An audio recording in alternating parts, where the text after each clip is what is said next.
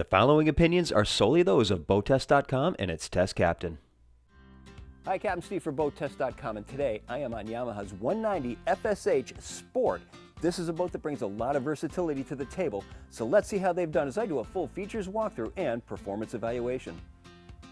The 190 FSH Sport has a new hull and deck design that makes the boat 3 inches longer and 2 inches wider than previous models.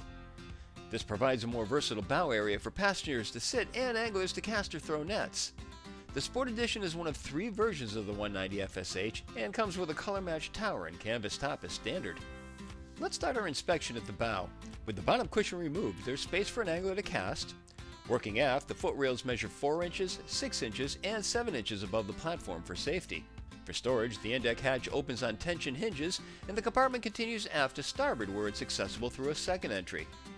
Just aft, this insulated cooler has a hatch that also opens on tension hinges.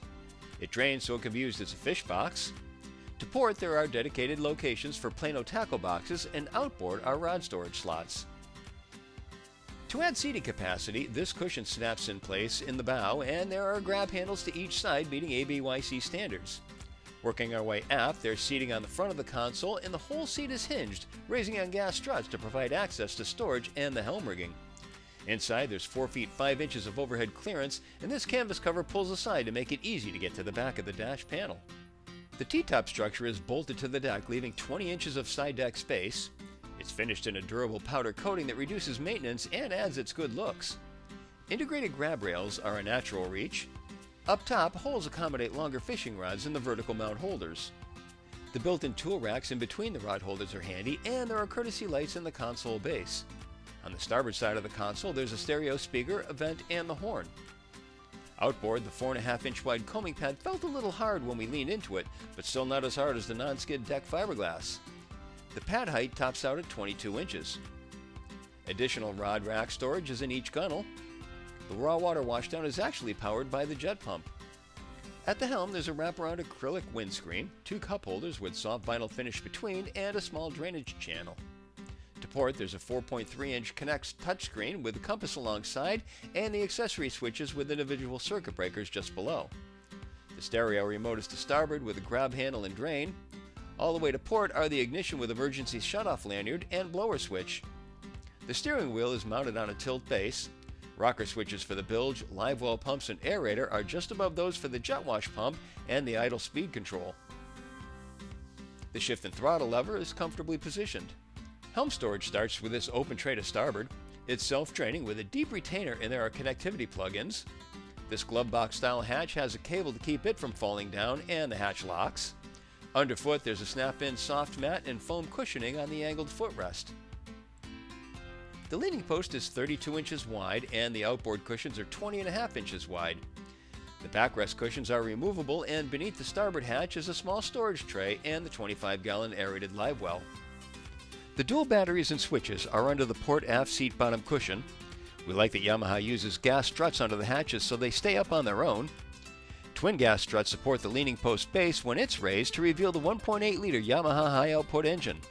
The hatch is finished in sound-deadening foam on the underside.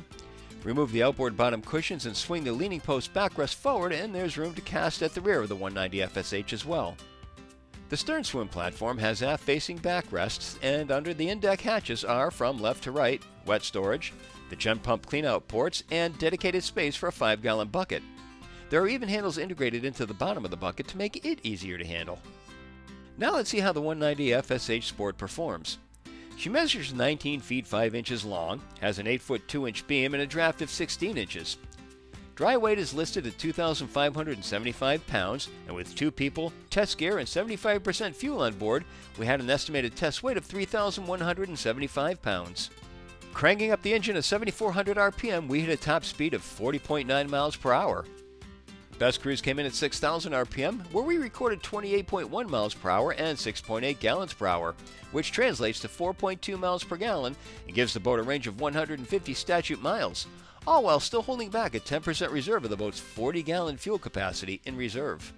In acceleration tests, our boat planed in 5.1 seconds and ran to 30 miles per hour in 7.2 seconds. Yamaha designed the 190 FSH Sport with a new bottom that helps reduce bow rise during acceleration. The The 190 FSH Sport has an articulating keel design that improves directional stability at speed and makes maneuvering easier around the dock. Yamaha also improved the jet system with a new V-bucket design that improves low-speed control even when in reverse. The bucket diverts water laterally, not down, and takes advantage of the benefits of side thrust. Well, clearly, we have plenty of fishing features, amenities for the family. With the signature transom swim platform, we now bring water sports into the picture.